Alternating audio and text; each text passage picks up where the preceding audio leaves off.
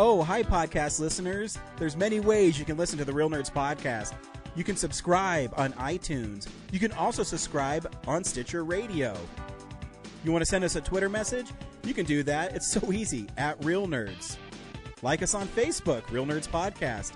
You can visit our website, realnerdspodcast.com, where there'll be a lot of articles for you to not only read, but to listen to our previous shows. Do you like your stories told through pictures? Then you can also follow us at Real Nerds on Instagram.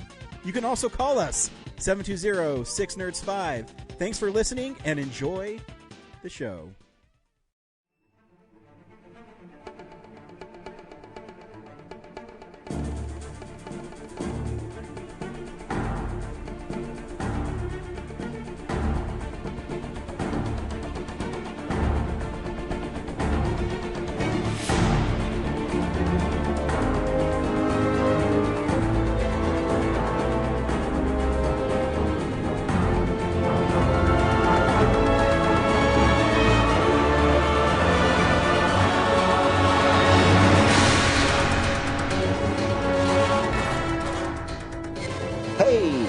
This is Real Nerds Podcast. We are the best movie podcast on the internet.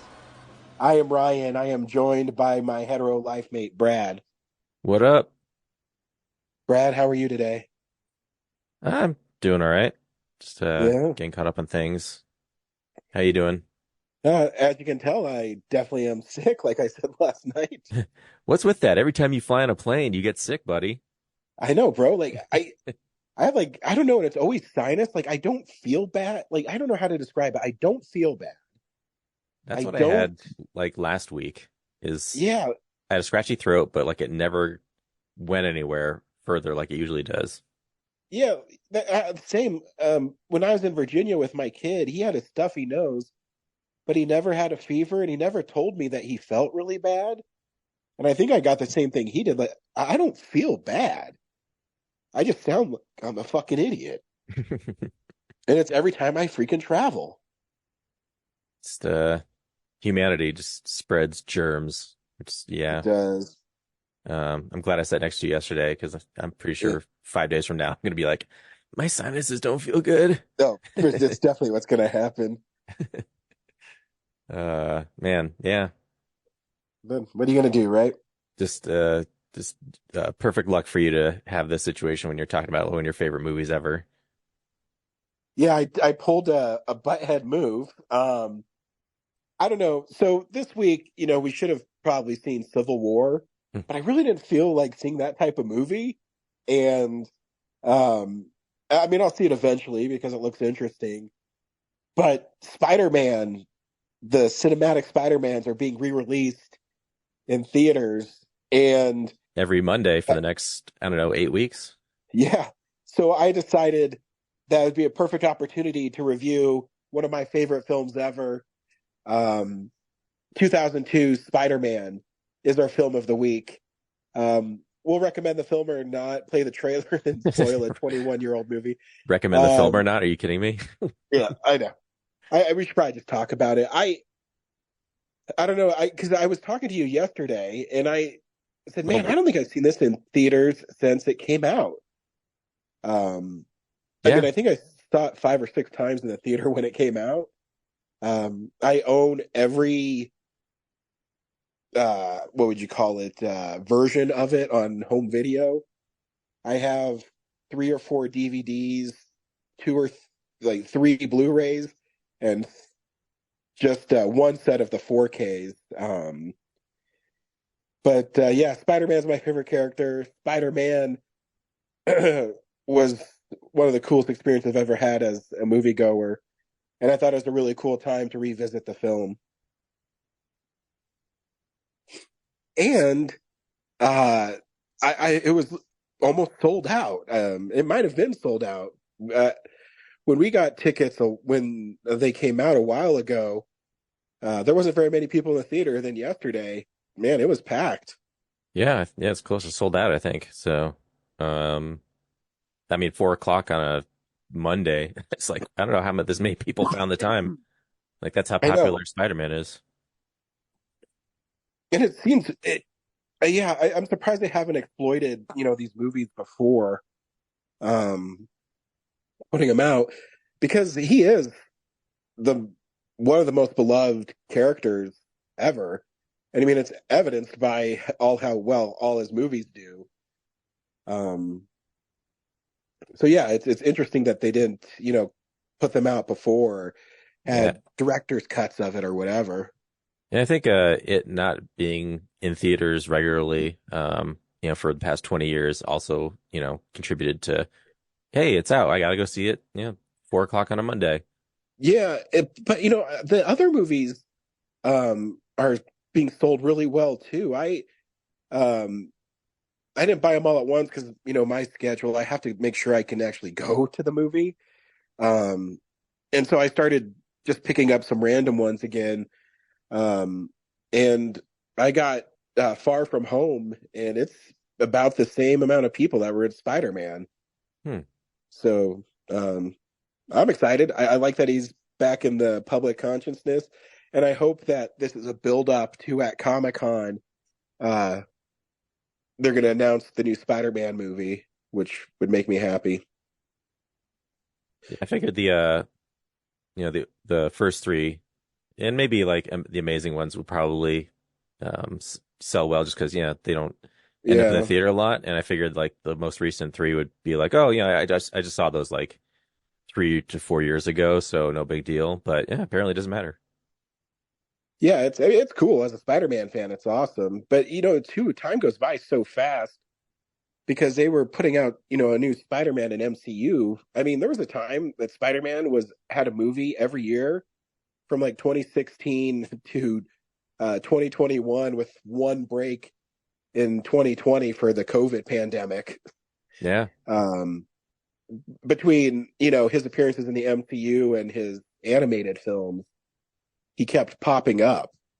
They talk about like Star Wars fatigue or Marvel fatigue, but those movies came out like once every 3 years, and then Spider-Man here is pretty versatile because, like you said, some variation of Spider-Man was out in theaters each of those years. Back to back. Which is a trip, and like I've always said, I think he's the greatest fictional character of all time, and I think he resonates with people as the one of us kind of hero. Your favorite's Batman, and I think Batman is always so popular because he has no superpowers. His superpower is his wanting to find justice and his infinite cash flow. Yeah. But yeah, it's great to be a Spider-Man fan right now. Yeah, should we play the 2002 trailer and then just talk about this one? Yeah, let's do it. Who am I? You sure you want to know? If somebody told you I was just your average, ordinary guy, not a care in the world, somebody lied.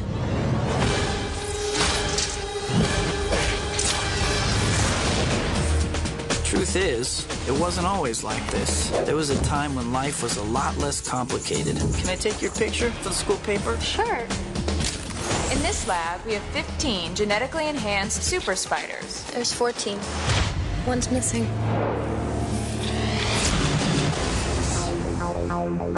Peter, are you all right? I'm fine. Pete, look, you're changing. I know I went through exactly the same thing at your age. No, not exactly.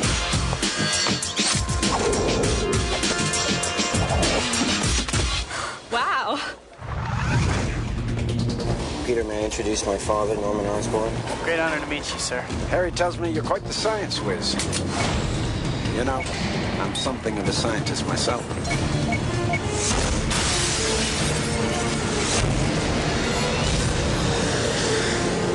What the hell was that? Whatever it is, somebody has to stop it. With great power comes great responsibility. This is my gift. Wow. It is my curse. Who are you? Who am I? I'm Spider-Man.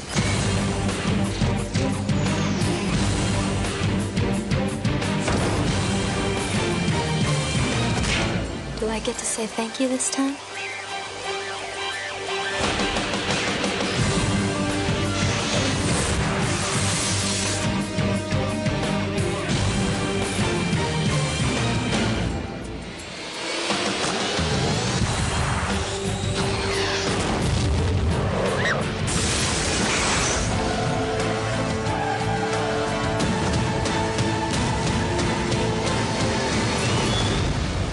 too much. You're not Superman, you know.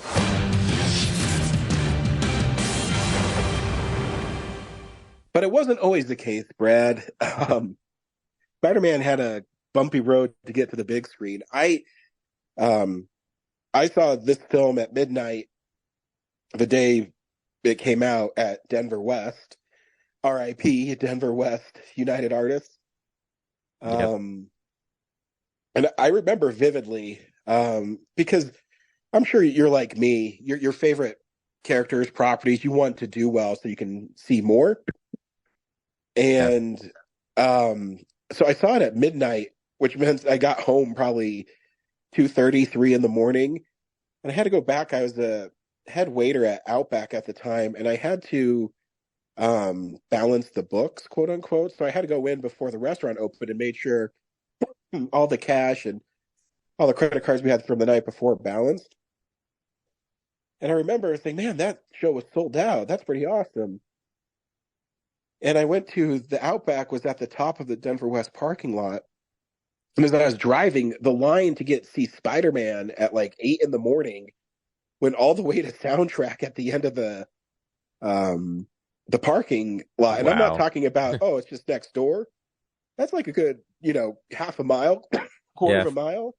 Trying to paint a picture for people who don't live in Golden. I guess in between the movie theater and soundtrack, eventually Ultimate Electronics, there's like a Barnes & Noble, a Jamba Juice, Whole Foods. What was it before? Office Max. Yeah. It used to be, it's World Market now. I forget what it was before. Was it a TJ Maxx or something? Oh God, yeah, I don't know. I really didn't pay attention to that.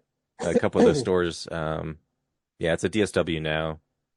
But it's a trip because there's like 5 or like not even 5, like there's like 10 stores in between the movie theater and where you're talking about.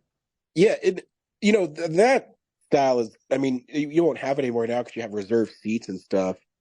But I remember saying, "Oh my gosh, I think this movie is going to be really big," and you don't even remember in 2002, no film had opened over $100 million at the box office until Spider-Man, which opened with 114.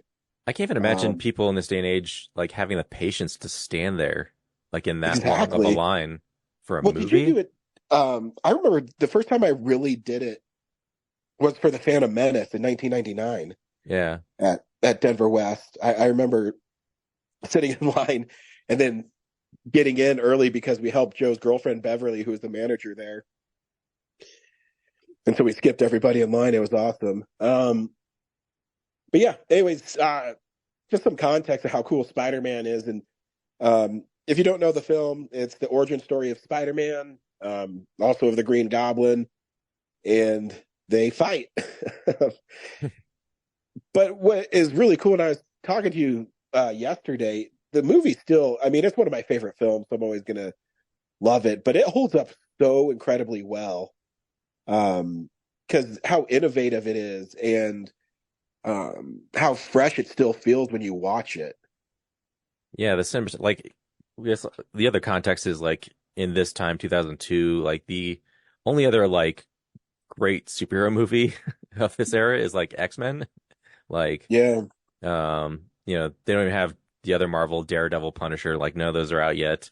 And then before that, like had his like the only good stuff you've had is like Superman and 4 Batmans, 2 of which are like the because it was Batman and Robin 97.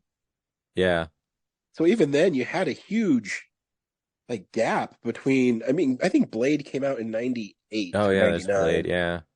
But that's hard to sell as a straight comic book movie. Because it's such a horror action kind of thing and it doesn't lean into the comic books as much. Yeah. So then X-Men hit and like it did well enough, and then Spider-Man just like entered a new era of, oh my God, these can be amazing. And a lot of that's done through like it's such a visually inventive piece. Like I was just marveling at all the a lot of those shots hadn't, like, they seem standard now, but like back then, like they're pretty dynamic. Yeah, and I will say our theater's projection was really dark. Oh, was it? Yeah. I mean, maybe it's I because I'm used to watching it on 4K, but I wonder if it was because it was supposed to be in 35 millimeter and they couldn't get mhm. it up and running. Maybe the projection for 35 millimeters darker Oh, maybe. for some reason. What I really noticed is the Green Goblin's like purple highlights didn't pop as much, and when he's talking to Spider-Man on the roof, you can't see his mouth as well.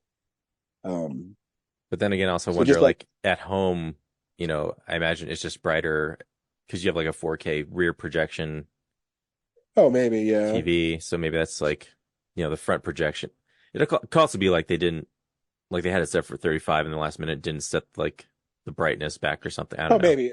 I mean, it still looked great. I mean, I even still laugh at some of the corniness. And now Macy Gray. I know, I have all no idea why corporate she was tie-in stuff. shoehorned in there. Yeah. She had a record deal with Sony. Yeah. And then I call it the 9/11 remix, where the Goblin is attacking Spider-Man and Spider-Man is saved by New Yorkers. And they say, "You mess with one of us, you mess with all of us." I'd be curious to know if that scene is actually in the original film. Yeah, that feels And like then it was a last minute addition. Yeah, yeah, because it was just supposed to come out happened. in 2001, and then they delayed it like 6 months, right? I don't know. I think it was always supposed to come out in 2002, but I think maybe they did have to delay it because the climax took place at the World Trade Center. Um, I don't know. I'm reading a book right now called With Great Power, which is the making of the Spider-Man films. And I just got into this one because it actually goes back to those 70s ones that we see the trailers for all the Like time. Italian Spider-Man and everything. Yeah, it's a pretty cool little book. But yeah, I mean, this movie's awesome. Tobey Maguire as Peter Parker does so well as that kind of bookish nerd guy who tries to understand his place in the world and learns the lesson with great power must come great responsibility. And it's handled so well in the film. Uh, Cliff Robertson, who plays Uncle Ben, is incredible in his little screen time in the film. I was just thinking about that line. There was a point where you heard it all the time, and now that I think about it, I really haven't like heard it that much in pop culture. Like even though we've had tons of Spider-Man movies, like they really haven't repeated that for like the past 10 or 15 years, and I kind of feel like people need to hear that again. Oh yeah, I agree. That's why I cry every time I watch No Way Home when Aunt May dies and she says that to him. And I go, oh my gosh. Yeah, even I think James Franco's really good in the film as the conflicted. It's so weird seeing him as like a baby face because I know. Spoilers from what I've been watching. I saw Spring Breakers this week. It's just like, oh shit, that's way different. Yep. Yeah, good job of I don't remember like paying attention to his story as much. The first, when I saw it in theaters in 2002, and the second time around, I don't know, I don't know how to describe. Like I noticed it more. Like Yeah. his duel with his father, I guess, in some ways. Yeah, I love too his kind of turn towards the end of the film. Because I think Harry Osborn's one of the greatest Spider-Man villains ever. Because he's so conflicted, and I think the films did a really great job of conveying that. When Norman comes over for Thanksgiving and he figures out Pete is Spider-Man, and he says those horrible things about Mary Jane, and when Harry comes back in, he's like switches to Norman Osborn-esque, where he tells Mary Jane keep her mouth shut about stuff she doesn't understand. And he kind of, that's his turn, I guess, to the dark side, because he even inadvertently tells Norman that, Peter cares about Mary Jane more than anybody. in kind of a non-truthful way about how he was wronged. Yeah. And it carries over for the next two films. That's kind of one of the goofy things for me, though, looking back on it. Like, Harry sees them briefly holding hands in, like, Aunt May's hospital room. Like, that's the thing that sends him over the edge. Like he couldn't think that, oh, she's consoling him because, his Aunt May's hurt. Like, that was his first thing, is like they're cheating on him. Like, like that's kind of like a real rush to judgment thing. And then later on, huh? Go ahead. Sorry. Another goofy thing is, when Spider-Man drops off Norman Osborn to their penthouse, and like they just keep a gun in the side table in the room, just like it's just there, ready to go. Well, I will say this always, Brad, in my career and doing search warrants, there's always a gun right there, and a dildo. And that is 100% true. But yeah, it just makes me think there's like one stashed like in every drawer. Yeah. Wherever you need it, based on the positioning you might find yourself in at any moment, in a rich person's penthouse that not a ton of people go to. Yeah.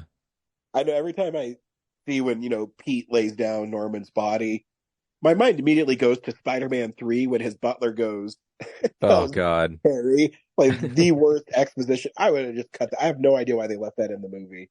I feel bad talking about that guy, but it just felt like he won a contest.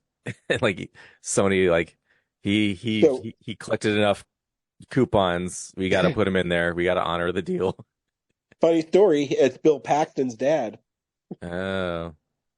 So I don't know if Sam Raimi's friends with Bill Paxton or was. I was telling someone yesterday about there's this, we got tickets. We're seeing the old Spider-Man movies every Monday for the next few weeks. And he's like, oh man, I don't know if I could do Spider-Man 3. I was like, yeah, I don't know if I could do it either.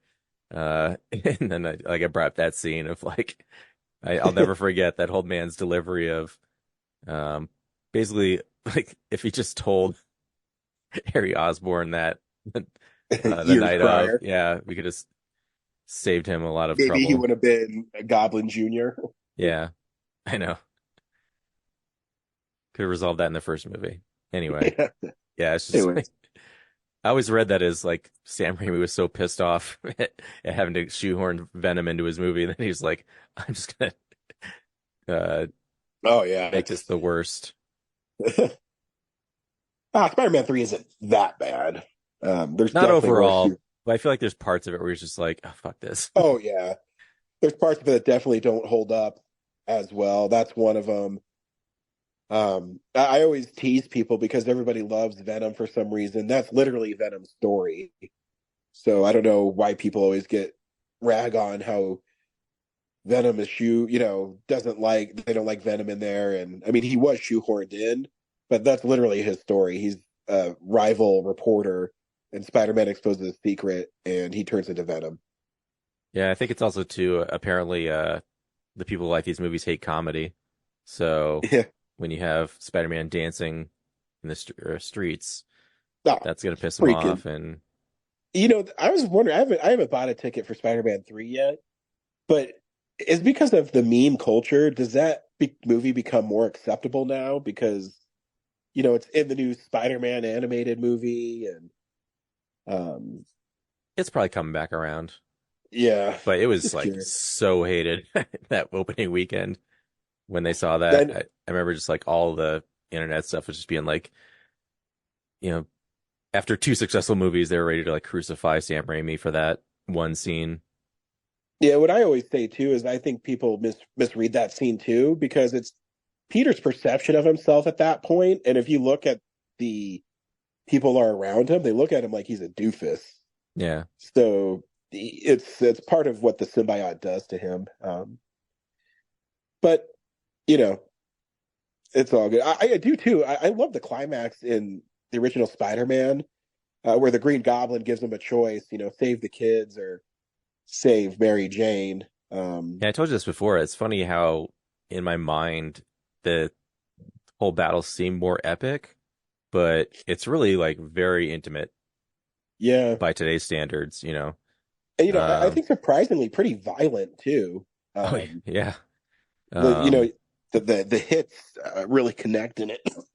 Those right before the movie started, they brought in like a couple, I don't know, 6-7-year-olds sat in the front row in front of us, and the movie opened with that like Italian Spider-Man with like the rat eating the guy's face.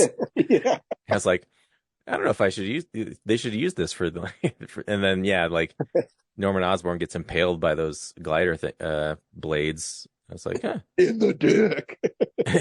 Yeah, it is really low. Yeah. On his body. Yeah, I was thinking that too. It's like, I don't know if there's any vital organs right there. Like, worst case scenario, his hip is just like shattered. Maybe it severed an artery in his leg or something. I don't know. Yeah, I'll go with that. Yeah, what else about this movie? No, this movie's great. I fucking love this movie. You know, just and it's the little things that I always loved about it. When the Green Goblin appears at that World's Unity, whatever, Macy Gray concert, just the little subtleties of when he's on the glider and how he moves and his hand runs against the balloons and how he steers the glider. It's just like the little details that are awesome. And what I love about this movie too is it proved that for the most part, I mean, the Green Goblin isn't comic accurate, but Spider-Man is. I remember that was a big thing is, you know, back in the day, even with Batman, oh, are you going to make his costume look like it does in the comics? And people slowly learned is, yeah, you should, because it's awesome. You know, good design is good design. Yeah. You know, there's that X-Men joke where it says, what do you want us to be in yellow spandex? Well, and here we are in 2024, and Wolverine will be in yellow spandex.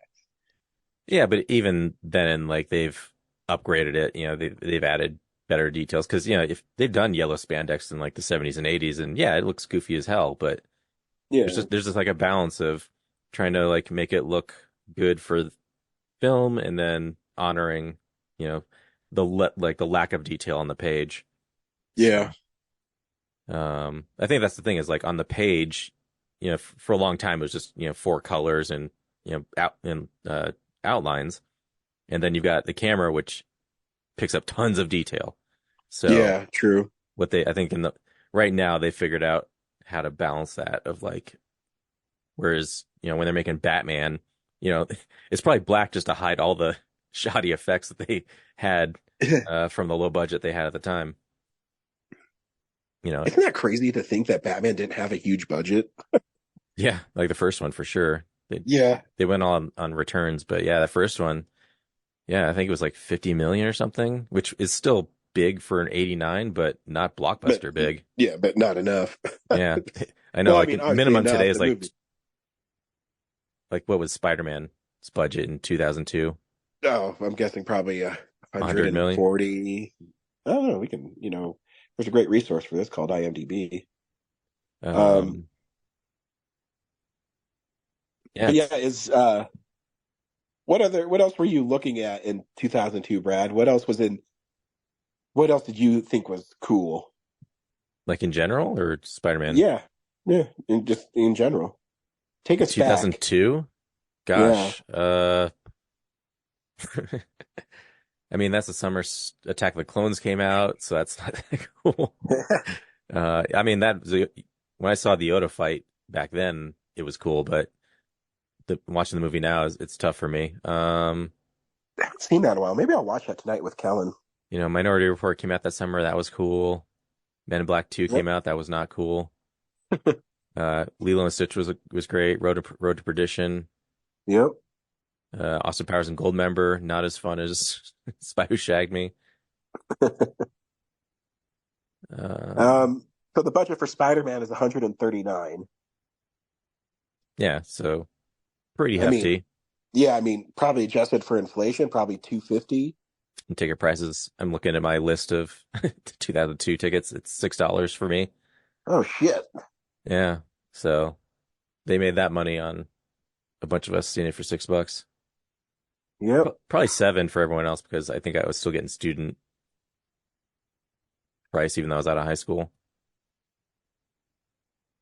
Um, yeah, what else about Spider-Man? It's awesome, and everybody should see it. Yeah, I'd forgotten the Mary Jane and Harry dated in that first movie. I know she dates everybody. Makes the third one make more sense. I mean, I probably understood it back then, but like I'd totally forgotten since then that that was the thing, that they were fighting over each other even that far back. Yeah, she was mean. She's mean in Spider-Man 3. But this one sets up that she's a very lost person because she had a horrible, Correct. horrible upbringing, and it was kind of cringy to watch her deliver at the end of the movie. When I was up there and I was almost going to die, I was only thinking about you, Peter Parker. And it's just like, I don't know, it did seem like a lot of, other than, it just felt like a trauma response more than like she'd seen all the good things that he'd done for her throughout the movie. Yeah, and no one talks about how mature and how he, to your point, recognizes that, and that does she really love him? You know what I mean? Oh, In a way, he's I thought all he was thinking about was like, because he had like, two people that he loved. Like if he's going to keep being Spider-Man, he can't be close to people or else, they'll always be in danger because he's Spider-Man. I thought that's what was going through his mind at the time. yeah, I think it's a little bit of both. Because Yeah. Peter's such a good guy. Yeah. But yeah, it's mature of Because him it's a to burn too. say no to her at that As a point. really good friend. Yeah. Burn.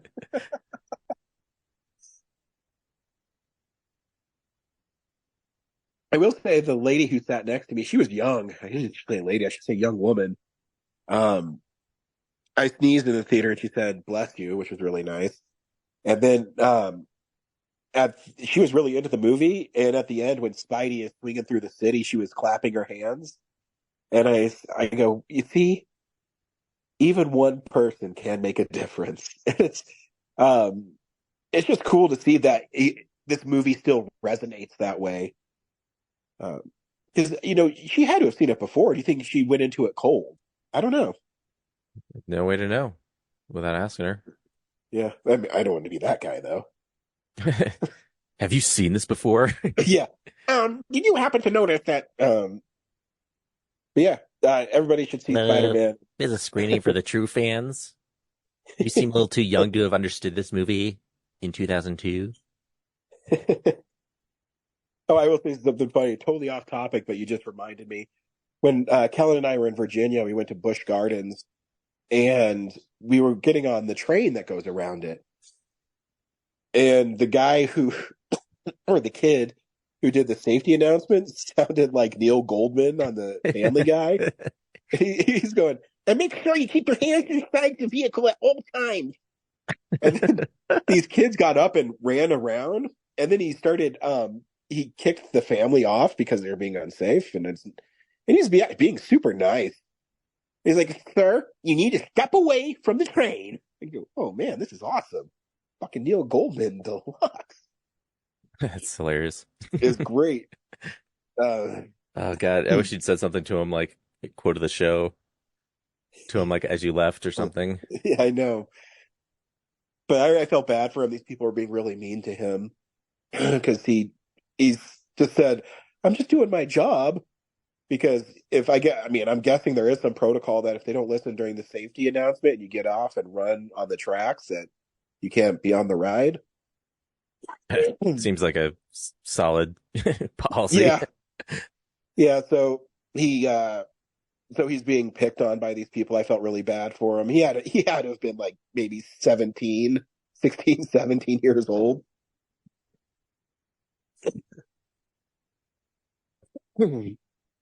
So yeah, we also talk about movie news that I didn't mention at the beginning of the show. Here's the big movie news of the week. It's real news. Well, Brad, O.J. Simpson is dead, and no one cares. That's your news story? No, I was taking a shot at OJ. I guess he was in movies. He was. He's in The Naked Gun, and it's really weird seeing him be really silly when you know he's a murderer. He was acquitted, sir. Yeah. There's a In the great eyes of book the law, he did not do it. That is correct. Everybody's innocent until proven guilty. There's a great book. Fudge, it's what the OJ Made in America was based off of. For some reason, I can't remember the name of the book, but it's really great, and it tells you why OJ is the person who killed him. There's tons of evidence against him. Anyways, no, the CinemaCon happened this last week out in Las Vegas, and is that a private event? Because that seems like something that'd be fun to go to. I think you have to be a theater exhibitor to go to that. Let's pretend we are. Is that what that is? Yeah. Well, I mean, the real point of it is they're basically pitching movie theaters on why you have to put this many screens to Wicked or whatever in the theaters. Yeah, you have to be part of NATO and its partner associations. Huh. Let's just sneak in. Just make some fake badges that say NATO on them. Well, I guess Bug Theater, maybe I could register us into NATO and do it. Yeah, that'd be fun. Yeah, it's there wasn't anything like too shocking. Wait, are you sure though? It's $625 for the lowest tier. Oh, fuck. Oh, no, wait. You don't have to be, because there's a non-member tier for industry affiliates and association ineligible. And then association eligible non-member. Yeah, that's us. We do a movie podcast. So if you want to pay $800 for just a trade show pass and not the seminars package, all that, like the highest one is $16.95. Holy shit. And then if you buy them after April 3rd, which add $200 to all those prices, it's expensive. Wow. Well, I mean, I guess they got to get everybody out there. The screenings and studio presentations are under the domestic package. So even if you get the cheapo trade show pass, you only get to go to the trade show. No food functions, no screening, studio presentations. Oh, man. Well, you want to start pouring extra money into that Real Nerds Fund each month? I'm good. I mean, if I knew for certain I was going to get a Paramount keychain, then maybe.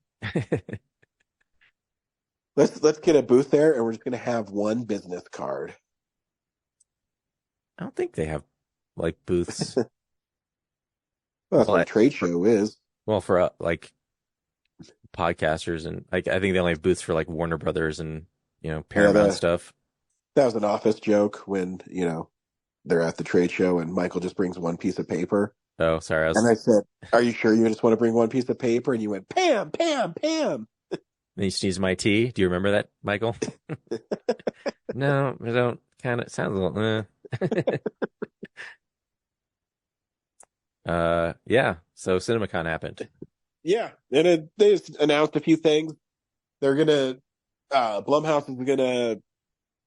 I don't know if they're gonna reboot or do something with Blair Witch, which we have interviews with the directors of Blair Witch on our website. You should listen to them. They're really good interviews. Yeah.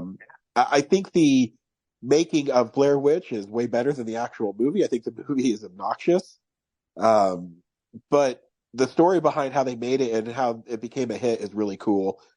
And it also kicked off the whole found footage thing and the limited narrative structure of that genre of film. But they also already remade it. They did. Which is interesting. So I don't know how they're going to remake it. I mean, I would make a straight one. I wouldn't make it found footage. Would be how I would do it. So and I would make it Book of Shadows. I would make it so the sequel ambiguous. I'd make it some nasty ass witch in the fucking forest that rips people in half or something. That's what I listening, expected. Hollywood? Are you listening? That's what I expected from the original. From the trailers, is like we're gonna learn this lore about all these details about some legend or something, and no, it's just a bunch of sticks tied together and Yep. Screaming. And then for some reason the girl threw away their compass and their map. Yeah. Oh my God, remember when he was staring at the corner? That was so scary. I remember I didn't see it in the theaters. I rented it at Blockbuster, and I remember watching it. I go, "What a piece of shit!" I never was scared. I never got that sense of dread. I mean, hats off to the filmmakers obviously knew what they were doing. It tapped it into some sort of, I don't know what you would call it, but it worked. Unlike anything, majority of audiences had ever seen before. True. So if you love Blair Witch, well, then good. A very effective trailer when you say, like, this is based on a true story when it's really not. Yep. Well, they also did, you can listen to the interview with Dan Myrick. They launched the website and everything, and maybe the first viral movie, maybe? Successful viral campaign for a movie? Yeah, I think so. Because the website, too, would say that, these people were missing, and so, yeah, it's a great marketing tool. You know what you could do to explain away like why she threw the map and the compass away is she's devised this whole trip just to get back at her shitty boyfriend. Yeah. It's like, I know what'll really screw with him. Gonna murder him. I got something that'll really grind his gears. Using his love for documentaries and horror. Hey babe, I heard there's this Blair Witch thing. We should go check it out. A lot of the buzz was around to all the animated films that are coming out this year. A lot of people are pegging Pixar to have a bounce back year after a couple years of struggling, which actually Elemental's made a lot of money quietly last year. But Inside Out 2 is their most popular trailer ever. And when I was reading Variety about what they saw, I think they showed something like 10 minutes of the film. I guess the whole theater was just laughing and having a good time. So sounds like they have a winner on their hands with that one. Moana 2 is coming out. There's that Lord of the Rings animated movie that I've never seen anything about, but it keeps on saying it's coming out on Christmas. So yeah, interesting stuff coming out of CinemaCon. Yeah, I mean, the stuff I'm most interested in seeing this year is already like in trailers, so it's gonna be an interesting year. Yep, because they also talked about how it's also a little quiet because of the writers and the actor strikes happening at the same time, and it really kind of hamstrung the release calendar. But in a way, I think it'll actually help Marvel. I'm still convinced that Deadpool and Wolverine is Deadpool going from multiverse to multiverse, killing all the other multiverse stuff, and kind of resetting the Marvel universe. So basically, like, I think what they're going for with the, like, they're going to do through like 5 movies for the Kang storyline. And they're just going to do it with just to do it with Deadpool. He's the Avatar. Deadpool in one movie. Yeah. That's going to be my guess. That's good. Get him back on track to just making good one-offs that sort of connect. Yeah. And making until they can find their next Thanos idea. Yeah, I like most of the movie. Well, I do like all the movies that have come out in this phase, but I want it to be more focused. There's an end to it. Yeah, like a lot of them, there's just like a credit scene that just shows, hey, here's a new character in a costume.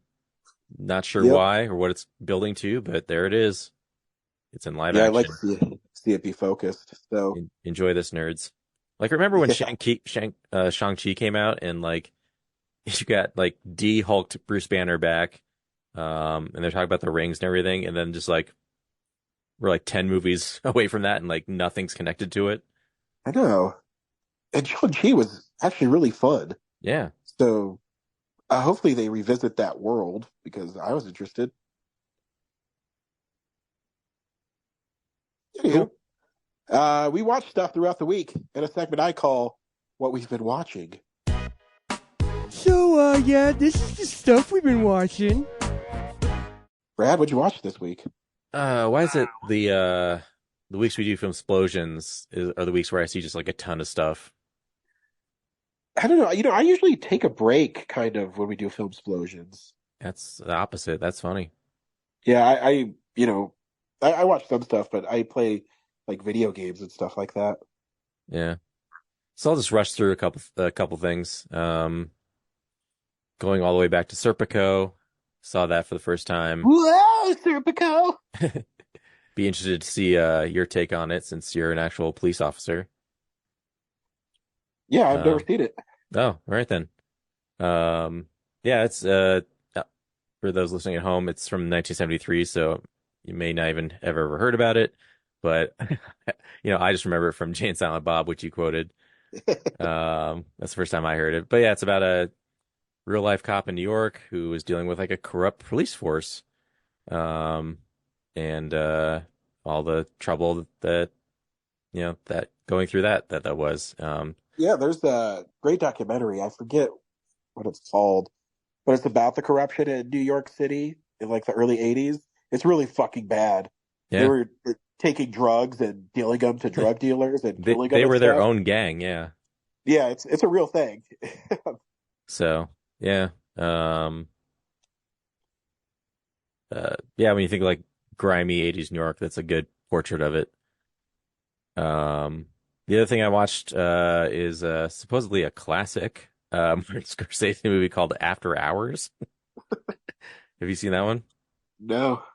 No. I'm not the biggest Scorsese fan. I know. Like I appreciate his place in cinema history and everything, but like, After Hours is this thing like, oh, this is a great Scorsese that everyone's kind of slept on, and nope, it's just weird, and like the concept is great. This guy played by what's his name, Griffin Robert Dunn. De Niro? No, Griffin Dunn. Al Pacino. You'd think that, but no, Griffin Dunn. He's some Wall Street guy who's kind of aloof. Basically, like the only grounded, like resonant thing through the whole movie that I saw was that this guy never listens to anybody throughout the movie. He's like encountering all these people, but he's always talking to them, but never listening to what they have to say. Just like my wife. Heyo. So yeah, he just goes on these like weird, like he gets off work and he's trying to relax, and then he just like runs into this woman played by Rosanna Arquette, and it just like starts out the string of like weird situations that he has to go through. All he wants to do is get back to his apartment after meeting her doesn't work out, and yeah, it's like these weird random things that don't like, I don't know, didn't seem like they meant anything, and the only like smart Sounds thing like about The Irishman. Sure. That's kind of yeah. Where it's just like a bunch of random scenes. So yeah, I'd like to someone who does like that movie. Tell me why they like it, because it just seemed like a bunch of random nonsense. Yeah. One great thing I saw was Wicked Little Letters, which, Ryan, it's British, so definitely up your alley. Oh yeah, you know how I love the fucking Brits. You do.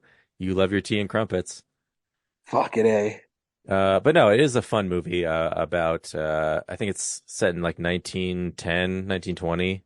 And there's this little town where this Irish woman moves in, and her neighbor is a sweet middle-aged lady who lives with her dad still, and she is religious, and she kind of presents like, oh, I'm a sweet religious person. We accept everybody, but the Irish lady who moves in is just like she's very nice and pleasant to everyone, but she has the mouth of a sailor, and so she doesn't fit in with this quiet little religious British town.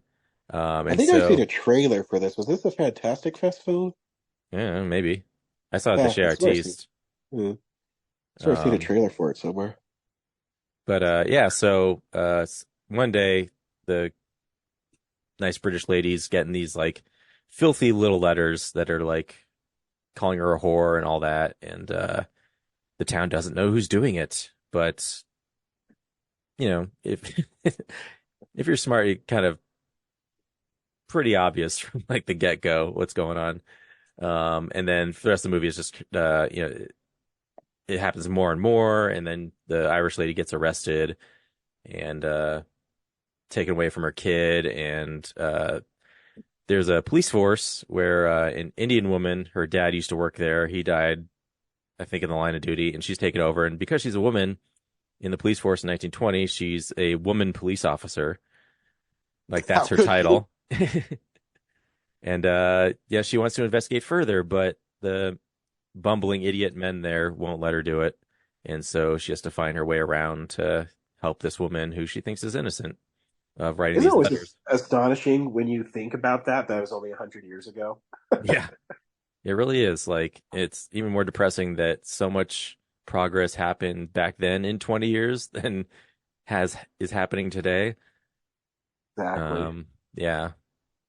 Like, you think about, I was born in like 1982, and only 20 years before, yeah, like black people still couldn't, there's still segregation. That's just nuts. Yep. That's like being here today and looking back at me in high school. It's insane. So yeah, that was a lot of fun. So I like that movie. I saw Death Spa, just like 80s schlocky horror where a gym spa, really the whole gym is possessed and kills people. Oh, nice. That's dumb and stupid, but kind of fun. I saw Monkey Man, since I guess we're not going to probably do that as a weekly episode. Yeah, because I fucked everyone over. Yeah, he did. But Spider-Man's a priority. Awesome action movie.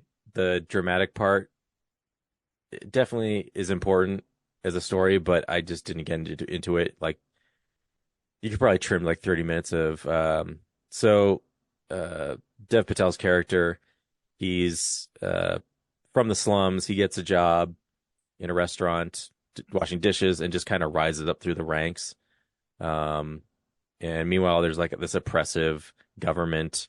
There's an election going on to pick like a new, I don't know what their president, prime minister, I don't know. But the one in power is oppressive, and his secondhand like guy who runs the whole police force killed Dev Patel's mom back in the day. So he's on this revenge quest, and there's always like dramatic moments that tie into like the history of India that kind of slow the movie down. But when the action gets going, it's great. Nice. I saw 10 Things I Hate About You for the first time. And, that movie's cute. Yeah, it's got some weird dialogue, but it's a weird snapshot. Like, it's a snapshot of like early 2000s, late 90s teen comedy stuff that and that school is like, what? People actually go to that? Like, that's a school? An active school in Washington? Yeah, kind of blew my mind. It's like right next to the coast, and like this weird Coliseum style, like football, half Coliseum football field. Yeah, anyway. Yeah, they're gonna sing songs, dude. Yeah, there's a lot of like cringy parts too, and yeah. Yeah, I was indifferent to it. I saw Pitch Black, so my taste. I love Vin Diesel. The film that made Vin Diesel a star, or was that Fast and the Furious one? Yeah, that does not age well, especially like CGI wise. But yeah, even his character of Riddick, I don't know. Yeah, well, remember when we saw Riddick, and they have that really misogynistic dialogue with that female character? That's the only thing I remember from it. This is the only Riddick movie I've ever seen. Oh. Yeah. I thought we did Riddick for an episode. Maybe we did, but I think it was just you and James, and I do remember you talking about that. But yeah, this is the first one I saw, and it's just another shitty like 2000s monster movie where all the characters make dumb decisions and get slaughtered. Rewatched Taxi Driver, this time in the theater, and that's another meh for me. Another Scorsese. Yeah, you're just watching this guy Like it's just a snapshot. Like I don't really get what the point of it is, other than just like you're just watching. It's a vibe. You're watching a vibe happen. And is anybody really even talking to him? I don't know. There's this one thing Scorsese acts in it twice, which I didn't know before, or at least I don't remember knowing before. When Sybil Shepherd like first appears, he's like sitting on the side of the street, just like staring at her in the slow-mo shot, like in the background. And then of course he's in the back seat of the cab when he's like stalking his wife as that other character. But yeah, if I was a cinema purist and paying attention to like the movie being linear and making sense, it would not make sense that unless that guy's twins, it would normally be considered a flub or a blooper or something. He's definitely the worst part of Killers of the Flower Moon. Gosh, I have so much left. Yeah, I saw Spring Breakers. That was meh. I did not. Again, another like vibe movie of just like these girls being shitty and yeah, being criminals and loving spring break super a lot.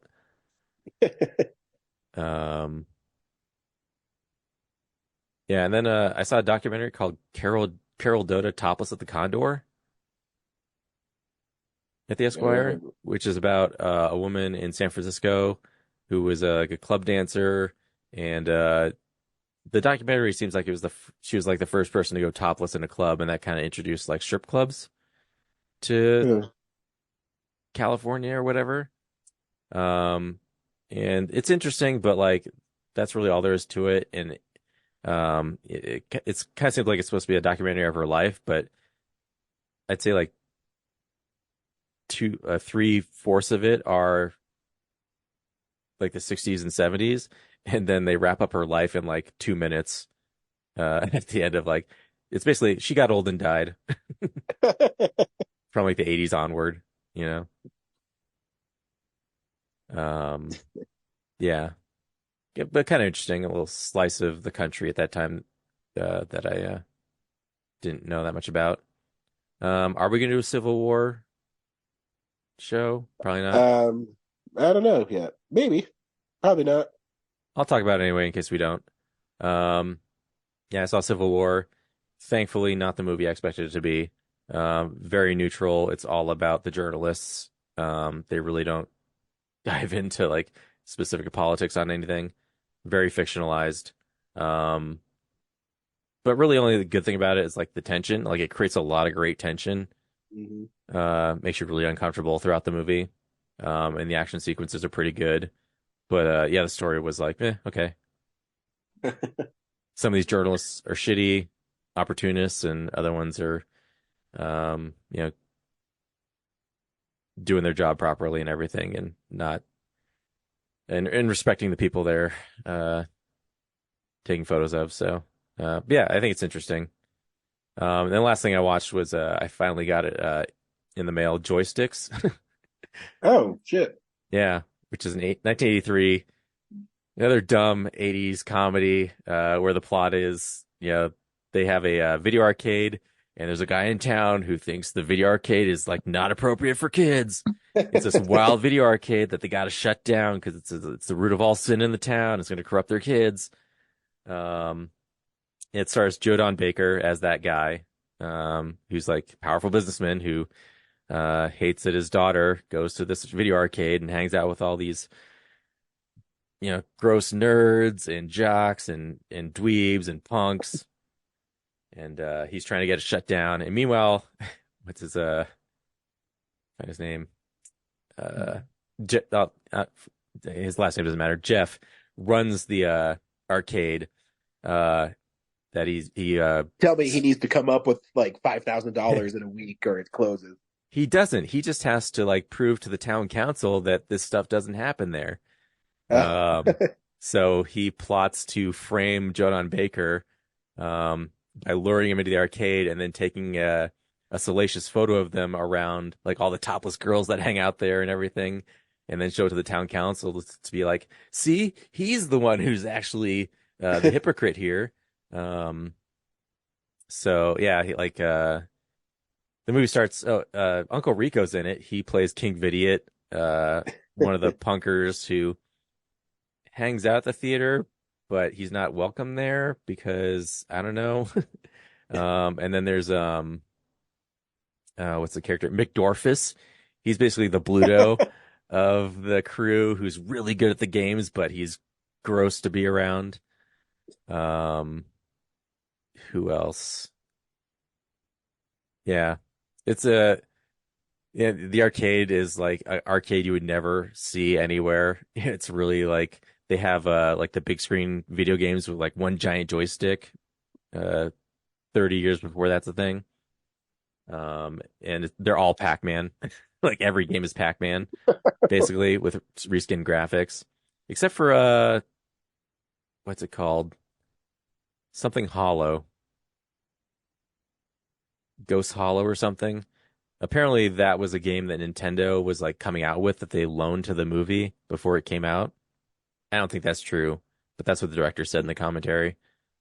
Because I was like, he even refers to Pac-Man as a Nintendo game. I was like, that's a Namco game, buddy. Yeah. Way to do research, director. Yeah.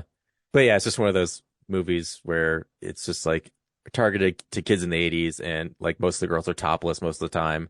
Like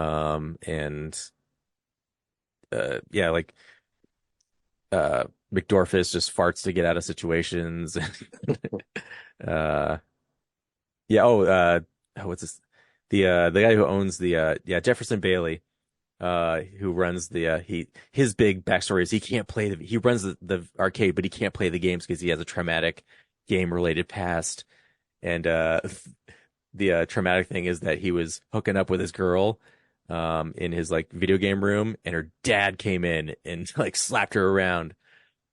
And from then on, he couldn't play the video games. So when he's challenged at the end to do a rival video game challenge, that's his struggle, is flashing back to that night. Yeah. But then his grandfather shows up in a wheelchair, and he's found her. She's come back into the town, away from her father, and everything's good again.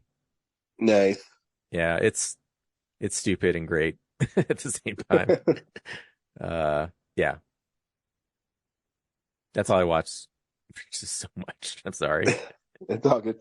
I watched Fitzwilly, which is a and I loved that movie. I thought it was really charming and fun.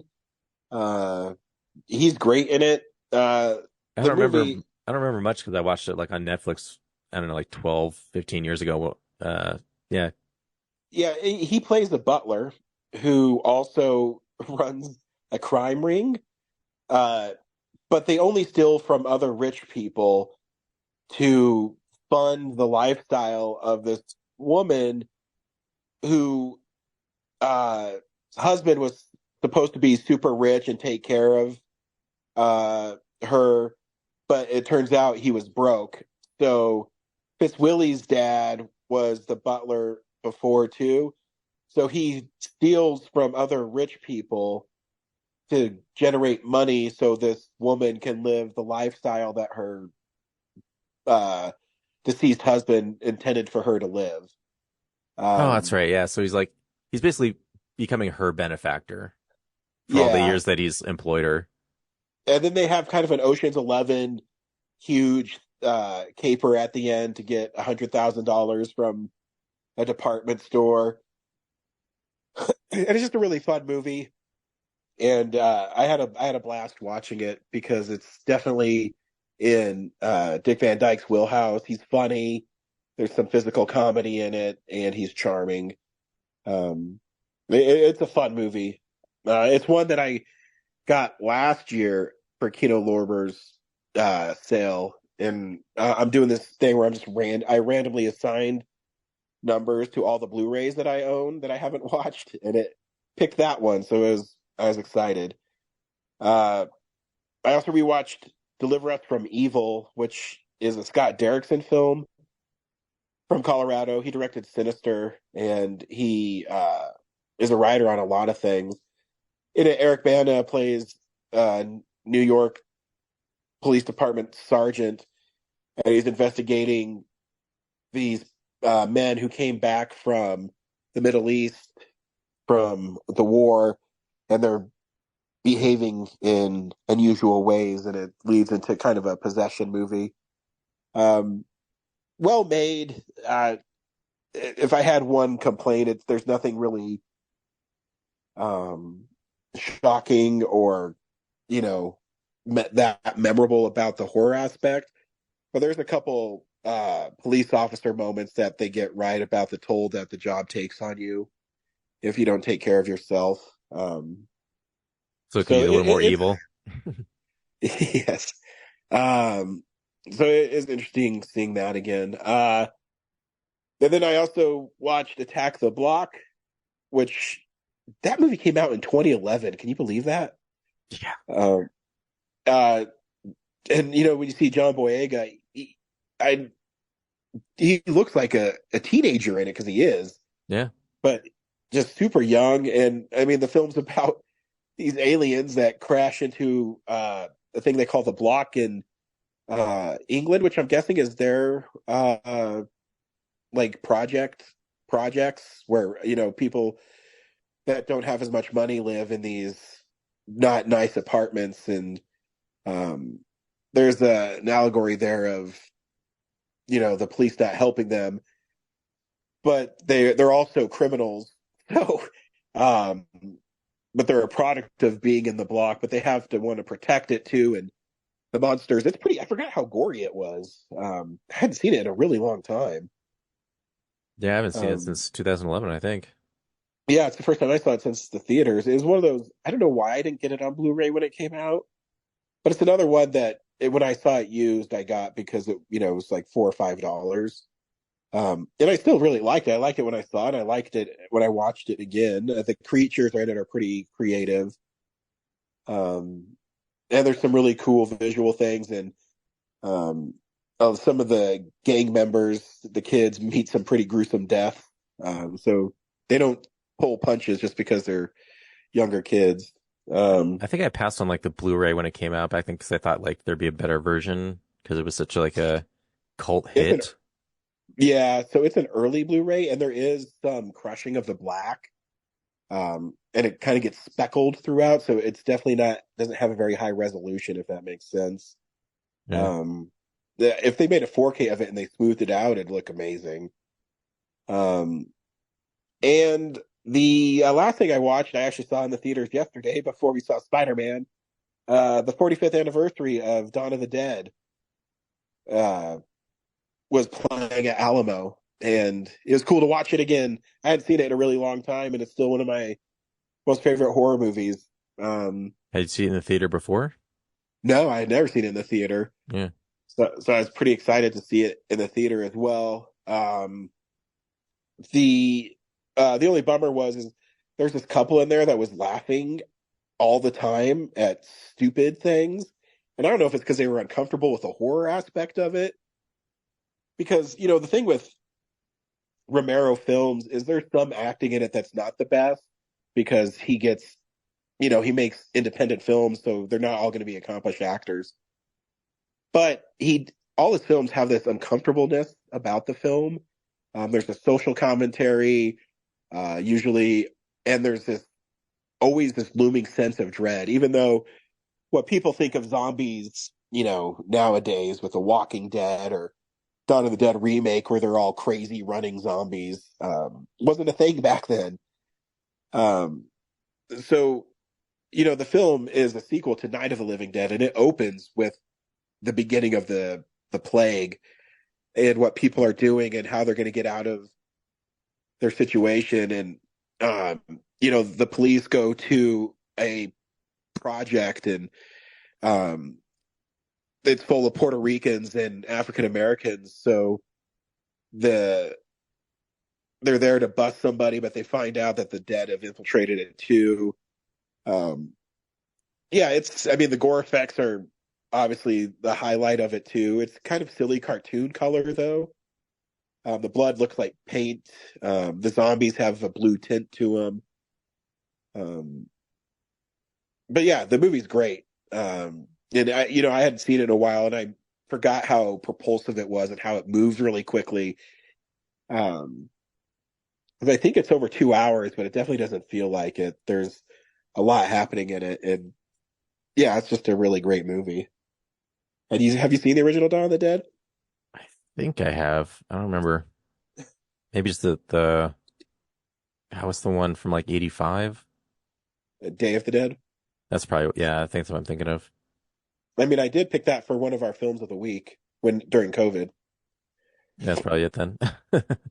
Yeah, well, Dawn of the Dead, they go to a mall, and it's, Yeah, I saw the Zack Snyder remake, yeah. Yeah, and this one, it's like a take on consumerism. They mentioned that, why are they coming to the mall? And it's because it's something they once did, and they don't know, and yeah, this one, where Day of the Dead, you don't really like the characters at all in it. This one has likable characters. And I mean, my favorite, I don't know if I should, well, I mean, it's 45 years old.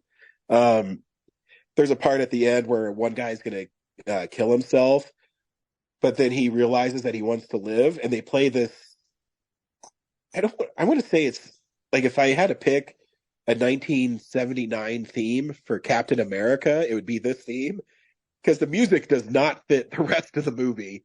It's like, he decides he's not going to shoot himself, and then he jumps down and starts punching zombies, and it goes dun, dun, dun, dun.